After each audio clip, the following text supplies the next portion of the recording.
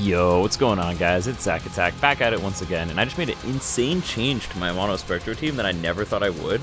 I literally took a 5-star weapon off of Phoebe, Stringmaster, to replace it with a 4-star weapon, which is wild.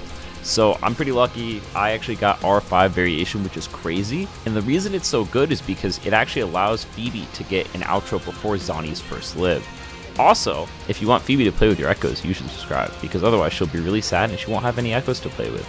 So in this intro rotation, basically I'm using variation to fill up my concerto bar so that I can get my intro before Zani's first live, intro to Zani, and then go through Zani's live. Now, I like to play a quick swap playstyle. Of course, Phoebe's off screen doing her outro, so I'm just going to swap between, her and SRover here. I'm going to set up his E1, E2, and then of course do his live. I'm basically just trying to refill as much blaze as possible between each rotation, and then of course do 3 Nightfall into her, lib 2. And so the idea here is basically, I'm trying to refill Confession, get Phoebe's live on cooldown, and then, following that, I'm trying to basically set up for a second rotation where I can do the exact same thing. Just get the outro, go over to Zani, and it's kind of cool because even though that type of playstyle is more of a hyper carry playstyle, I'm able to still do it in quick swap because Phoebe's outro is awesome. Literally, her, Moonlit, plus Heron, all 3 of them don't die on swap. You just have to swap to Zani after her outro, and you'll keep all the buffs, and you can swap between all the 3 party members. It's insane.